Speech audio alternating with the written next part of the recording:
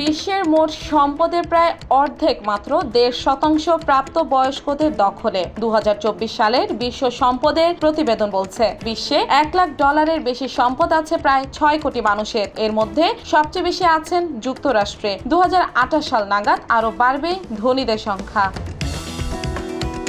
বিশ্বে করের অব্যবস্থাপনা, কর ফাঁকি, বেতন বৈষম্য, সম্পদের অসম বন্টনের কারণে ধনী দরিদ্র বৈষম্য চলে আসছে যুগ যুগ ধরে। শীর্ষ অর্থনীতির জোট G7 আর উন্নয়নশীল অর্থনীতির দেশগুলোর জোট G20 কোটিপতিদের উপর কর বাড়ানোর পদক্ষেপ নিলেও তা কার্যকর হয়নি। ফলশ্রুতিতে বিশ্বে আরও বাড়ছে এই বৈষম্য।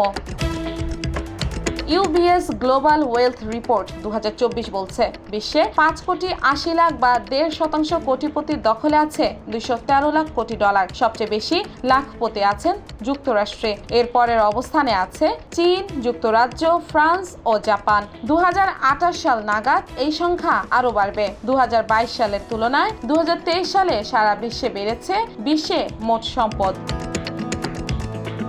বিশ্বের প্রায় অর্ধেক সম্পদ যেখানে 1.5% প্রাপ্তবয়স্ক মানুষের দখলে, সেখানে মাত্র $2.5 লাখ কোটি সম্পদের মালিকানা প্রায় 40% প্রাপ্তবয়স্কদের কাছে। $56 লাখ কোটি মালিকানা 12.5% প্রাপ্তবয়স্কদের দখলে।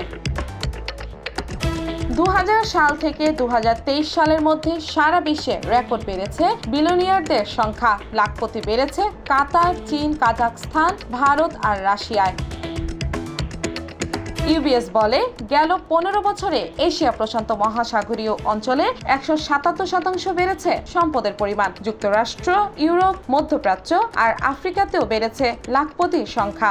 যুক্তরাষ্ট্রে রয়েছে বিশ্বের 38% লাখপতি। আয় ব্যয় বৈষম্য না কমলে বিশ্বে আরও বাড়বে ধনী দরিদ্রের ব্যবধান, এমনটাই বলছে UBS।